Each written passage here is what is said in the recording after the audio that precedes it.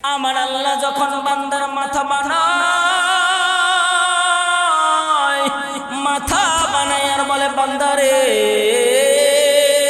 আমার ফেরেশতারা বলে তোমরা নাকি দুনিয়ায় গেলে আমারে বলে যাওয়া, তোমরা দেখো না আমি আল্লাহ তোমাদের মাথা বানাইতেছি, আমি আল্লাহর কুদরতি হাত দিয়া শরীরটা বানাইতেছি মায়া দিয়া, ভালোবাসা দিয়া, মহাব্বত দিয়া। এই কারণে আমার আল্লাহ বলে দুনিয়া বানাইছি মাত্র 6 দিনে, কিন্তু বান্দা বান্দিরে আমি আল্লাহ 10 মাস 10 দিন ধরিয়া সুন্দর করে বানাইছি। আর জোরে বলেন না আল্লাহু আকবার। এই আরো জোরে বলেন না আল্লাহু আকবার। আবার আল্লাহ বলে আমি বান্দারে এত মহাব্বত করি রে, এত মহাব্বত করি, পুরা শরীরটা আল্লাহ আমাদেরকে আদর করিয়া, ভালোবাসিয়া, মহাব্বত করিয়া বানাইছি। এই জন্য দেখবেন একজন বড় মুফাসসিরিন বলেন, এই জন্য দেখবেন একটা মানুষকে দেখলে নতুন এক মানুষ নতুন এক এলাকায় গিয়েছে, যেমন আমি আপনাদের এলাকায় নতুন, যদি কোনো মানুষ বিপদে পড়ে যায়, নতুন মানুষ তারে দেখেই নাই, তার উপরে একটা মায়া চলে আসে। কথা বলেন ঠিক কিনা? এই মায়ার মধ্যে তার নূর চমকে ঝিলিক ঝিলিক করে, কারণ এই শরীরের মধ্যে আল্লাহর কুদরতি হাতের নজর আছে। এই জন্য আমার আল্লাহ বলে আমি আল্লাহ বান্দারে সুন্দর করে বানাইছি, সুন্দর করে বানাইছি। আমি আল্লাহ নিজের হাত দিয়া, আমি আল্লাহ নিজের কুদরতি হাত দিয়া আমার আল্লাহ বান্দার মাথা বানাইছি। কেন বানাইছে জানেন নি? আমার আল্লাহ বলে এই মাথা দিয়ে একমাত্র ইবাদত করবেন আর আজকে আমাদের বাংলাদেশের মধ্যে দেখা যায়, আজকে আমরা একমাত্র আল্লাহ বলে মাথা নত করবা আমি আল্লাহর কাছে, আর আজকে আমরা দেখি মাথা নত করে ওই ল্যাংটা বাবা, ভণ্ড বাবার কাছে। কথা বলেন ঠিক কিনা? কত ল্যাংটা বাবা আছে, দেখলেই সে যায় পড়ে যায়, মাথাটা পায়ে আগায় দেয়, আছে না নাই? কত ভণ্ড বাবা আছে, কয়দিন আগে শুনলাম কুত্তা বাবা বলে বের হয়েছে। কথা বলেন ঠিক কিনা? বাবার কোনো অভাব নাই, শুধু বাবা নয়, এই কপালটা শুধু, মাথাটা শুধু উন্নত করতে হবে আল্লাহর কাছে। এই জন্য দেখবেন অনেক পীর আছে, ভণ্ড পীর আছে, আমি পীরের বিরোধিতা করতেছি না। পীর এমনও আছে দেখবেন, এমন পীরের কাছে গেলে দেখবেন নামাজের কথা মনে পড়ে। কথা বলেন ঠিক কিনা? ঈমানের জজবা বাড়ে, ঈমানের কথা বলে, কারণ এমন পীর আছে তাদের কাছে গেলে দেখবেন একটা সুন্নতের কাজ আমাদের স্মরণ করে দেয়। কথা বলেন ঠিক কিনা? আবার এমন পীর আছে গেলে বলে পা গায়ে দেয়, বলে সে যদি তুই যাস আমি তোর তাই দিয়ে দিবি। কথা বলেন ঠিক কিনা? কয়েকদিন আগে মহিলা বলে হুজুরের বাচ্চা হয় না, এমন এক পীর আছে, সে বলছে তার পায়ে যদি একবার সেজদা দেয় হুজুর বাচ্চা হয়। নাউজুবিল্লাহ, কালকে কইবেন আপনারা। এই জন্য এই ভণ্ড পীরের কাছে যাওয়া যাবে? এমন পীর আছে বাবা রে। আবার দেখবেন ওই ল্যাংটা বাবা, ভণ্ড বাবার পীর যারা মুরিদ হবে, ওই বাবার যে মুরিদ হবে নামাজ রোজাও লাগে না, বিনা হিসাবে জান্নাত দিয়ে দিয়ে, ওর নামাজ রোজাও লাগে না। আমি নাম বলবো না একজন পীরের নাম, একটা পীর দেখছি আমি, হাই রে ল্যাংটা বাবা তো ওই ল্যাংটাই আসে। কয়েকদিন ধরে গোসল করে না, আবার পাশে এক মহিলা আর এক পাশে মহিলা, এগুলো কি করে পাহারাদার? কয়েকদিন ধরে গোসল করে না, আবার ও নাকি পীর, ও নাকি বলে আল্লাহর ওলি, ওর পায়ে বলে সিজদা দিলে বলে বাচ্চা হয়ে যায়। নাউজুবিল্লাহ। আবার দেখবেন বড় বড় হাদিয়া নিয়ে আসে। কথা বলেন ঠিক কিনা? কত ভণ্ড, ভণ্ডর অভাব নাই। আবার এমন ভণ্ড পীর আছে দেখবেন টাকাওয়ালা, যার টাকা আছে তারে ভালোবাসে, যার নাই তারে ভালোবাসে। কথা বলে না কেন? ওই দেখা যায় ভণ্ড বাবার মাজার নামের কারখানা, ওই দেখা যায় ভণ্ড বাবার মজর নামের কারখানা বোকা শোকা লোক ধরিয়া বোকা শোকা লোক ধরিয়া পুঞ্জি সারা মাল কামায় কথা কথা কথা পুঞ্জি সারা মাল কামায় এমন পীর আছে ও যুগ দেখে টাকাওয়ালা ওদের কোন সালাম সবা করবার হাত চেপে তো চাষ ছাড়ে না আজ টাকা নাই হে দিশায়ও দেখে না কথা বলেন ঠিক কি না এই জন্য আমার আল্লাহ বলে আমি আল্লাহ বান্দারে মোহাব্বত করে বানাইছি কেন বানাইছি আমার ইবাদত করবে আমি আল্লাহর গোলামি করবে আমি আল্লাহর কাছে মাথা নত করবে তোমার মা বাচ্চা দরকার তুমি আমার আল্লাহরে সেজদা দে আর আমার আল্লাহরে সেজদা দিয়ে একবার ডাক দে না আল্লাহ ওগো মালিক আমার একটা সন্তান দরকার আমারে তুমি সন্তান দাও আমার আল্লাহ যদি সন্তান দেয় কেউ ঠেকাইতে পারবে এই জন্য আমার আল্লাহ বলে তোরে আমি মোহাব্বত করে বানাইছি সুন্দর করে বানাইছি মানুষের মতো আর কাউরে আল্লাহ সুন্দর বানায় নাই কিন্তু জানেননি যেমন ছাত্র চাইতে যোগ্যতা বেশি হয় ওস্তাদের কথা বলেন ঠিক কিনা আমার আল্লাহ বলে আমি বান্দা বান্দিরে সুন্দর বানাইছি মুহাব্বত আসবে জাহান্নাম লাফাইয়া আসবে এমন বান্দা জাহান্নামের জন্য রেডি হয়ে যাবে বান্দা আল্লাহর দিকে চাইবে গো আল্লাহ দুনিয়ার মধ্যে আপনার আমি বন্ধু ছিলাম কেন না আমি আল্লাহর বন্ধু হইতে পারছি কিনা এটা আমার অন্তর জানে কথা বলেন ঠিক কিনা আমার আল্লাহ যদি বলে বান্দা তুমি আমার বন্ধু আজকে তোমারে কে ঠেকাবে জাহান্নাম পারতো না আমি আল্লাহ তোরে জান্নাত দিবই যেভাবে হবে এমনও বলতে পারে আমার আল্লাহ এমনও বলতে পারে এরে বান্দা তুমি এমন কোন কি আমল করো নাই সব বাদ দিয়ে দিলাম এই যে মাগুর জোড়া এই যে জান্নাতুল উলুম হাফিজিয়া মাদ্রাসায় অমুক সময় অমুক দিন তুমি একদিন বসে অমুক বক্তার বয়ান শুনছিলা একবার সুবহানাল্লাহ বলছিলা কারণ হাদিসের মধ্যে পাওয়া যায় আমরা তো বড় ভাগ্যবান একবার সুবহানাল্লাহ পড়লে একটা জান্নাতে বাড়ি হয়ে যায় আর একবার জোরে বলেন আর একবার জোরে বলেন না সুবহানাল্লাহ তিনটা বাড়ি তৈরি হয়েছে আর একবার বলেন না আর একবার বলেন না আমার আল্লাহ বলে শুধু জান্নাতে বাড়ি তৈরি হয় না আমার রাসূল বলেন একবার সুবহানাল্লাহ বললে তার নামে নামে একটা জান্নাতের ফলের গাছ তৈরি হয়ে যায় এখনো মরি নাই জীবিত জিন্দা কথা বলেন ঠিক কিনা কিন্তু আপনার আর আমার নামে একটা সুবহানাল্লাহ বললাম আল্লাহর রাসূলের হাদিস ভাষ্য অনুযায়ী আল্লাহর রাসূল যদি মিথ্যা না বলে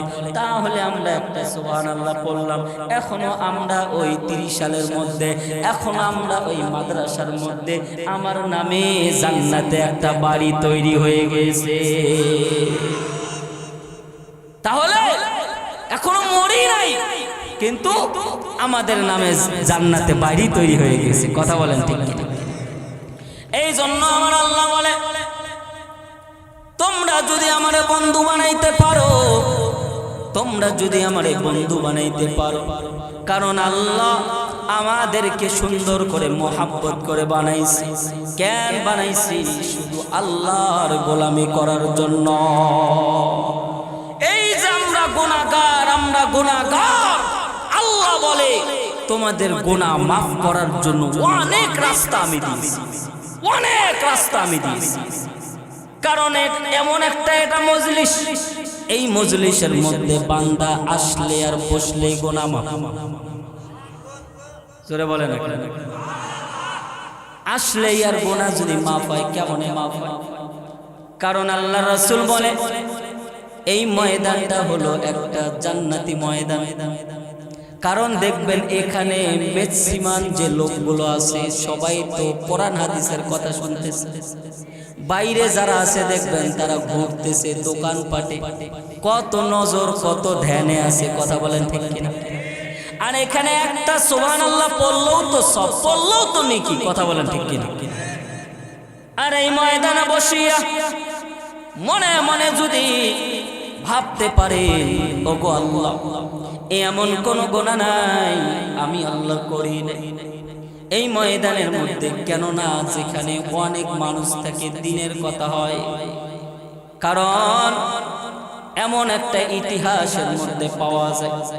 কারণ আমরা তো সবাই মুসা নবীর কথা শুনছি, মুসা নবীর কথা শুনছি কিনা?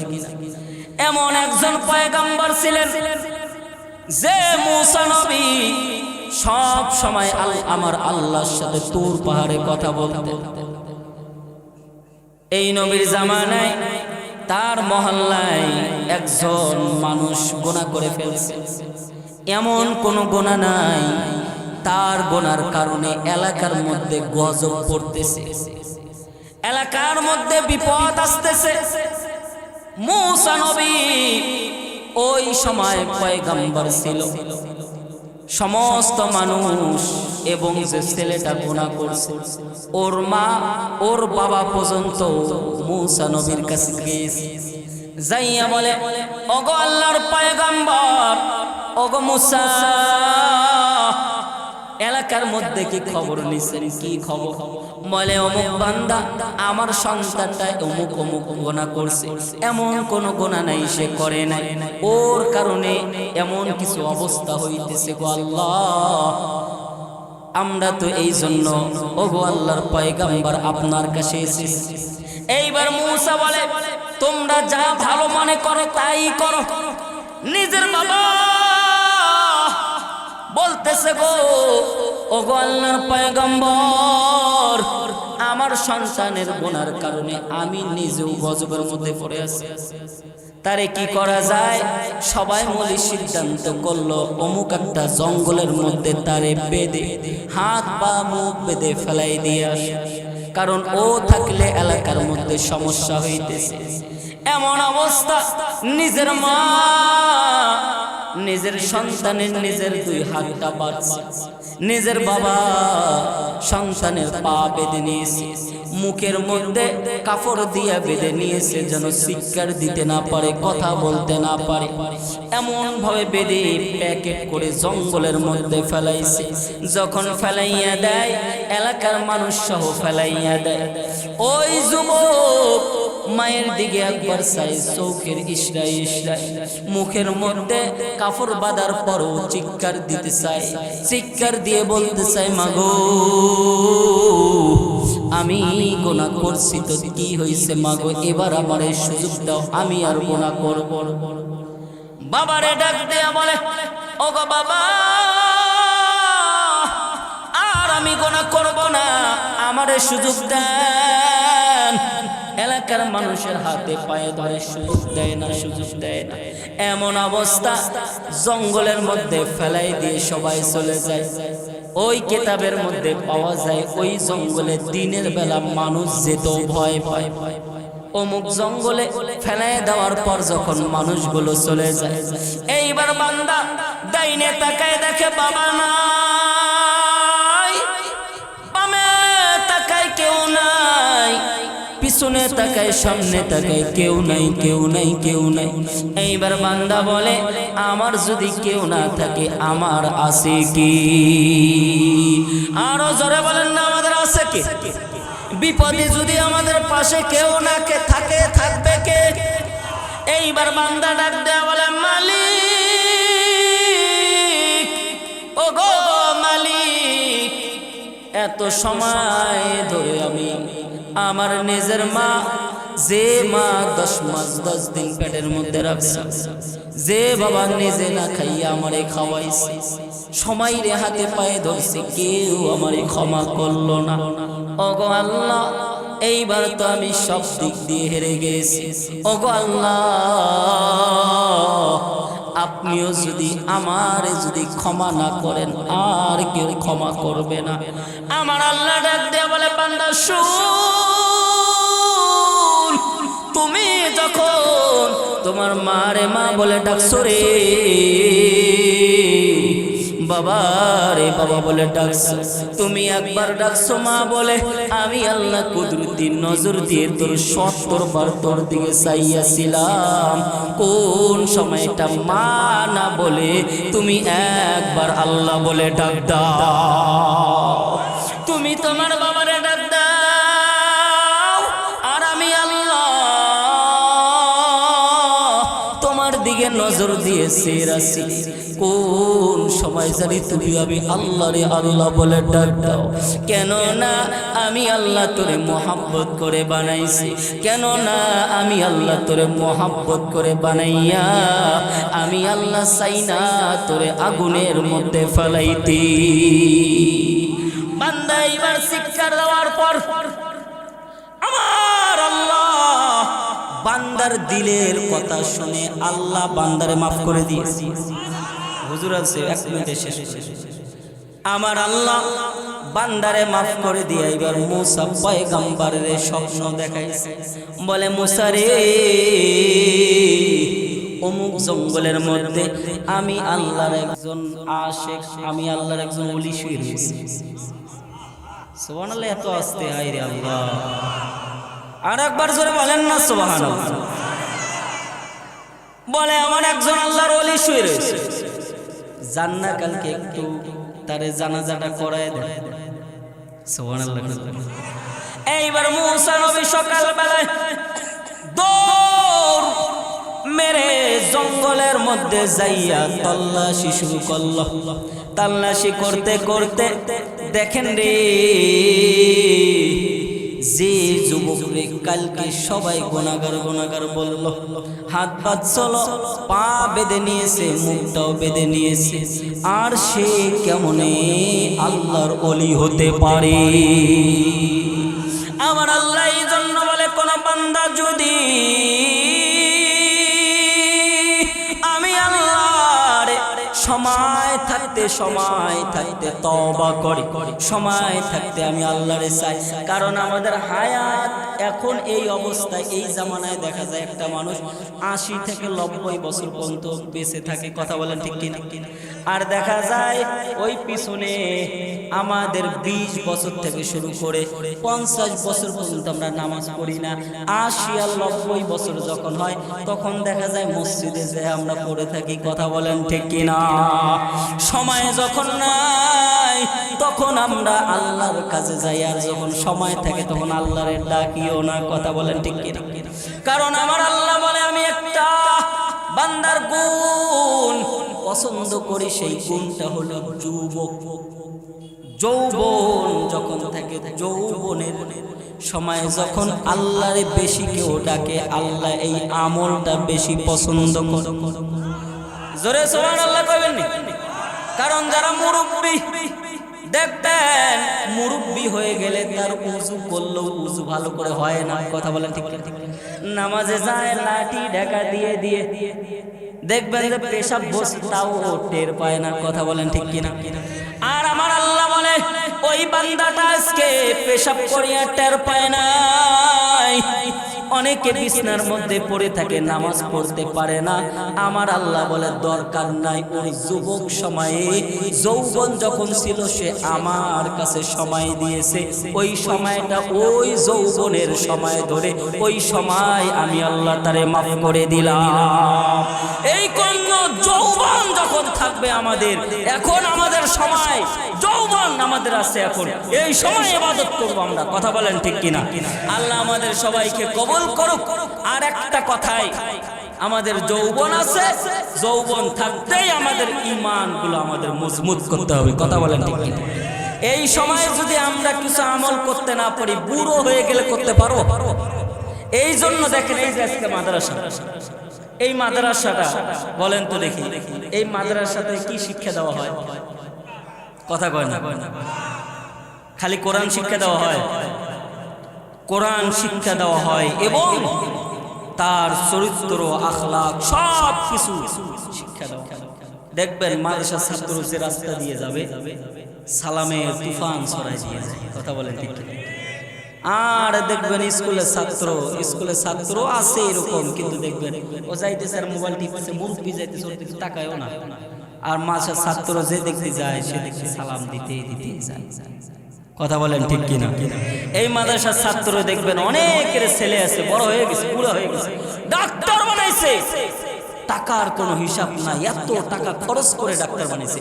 বাবা মারা গেলে তুমি জানাজাটা পড়াও তোর বাবার, কবে আমি পারতাম না। কথা বলেন ঠিক কিনা? ও মইছে হুজুরানি হারে জানাজা পড়া, ভাড়া করে হুজুর নিয়ে আছে না নাই? আরে মাদ্রাসায় খোঁজ নিয়ে দেখবেন 7 বছরের বাচ্চা, কিছুই বোঝে না, কিছুই বোঝে না। সে বাবা মারা গেলে 7 বছরের বাচ্চারা যদি তোর বাবা জানাজা পড়া, ও কবে এক পায়ে আমি রাজি। কথা বলেন ঠিক কিনা? তো এই মাদ্রাসায় কোনো গান বাজনা, কোনো খারাপ কাজ শিক্ষা দেওয়া হয় না। কথা বলেন ঠিক কিনা? এখানে একটাই শিক্ষা দেওয়া হয়, যে শিক্ষাটা আমাদেরকে জান্নাত পর্যন্ত নিয়ে যায়। কথা বলেন। এই জন্য এই মাদ্রাসায় আমরা ভালোবাসবো কিনা? কে কে ভালোবাসবেন হাত তোলেন তো। সবাই ভালোবাসবো? লিল্লাহে তাকবীর, নারায়ে তাকবীর, হাত নামান।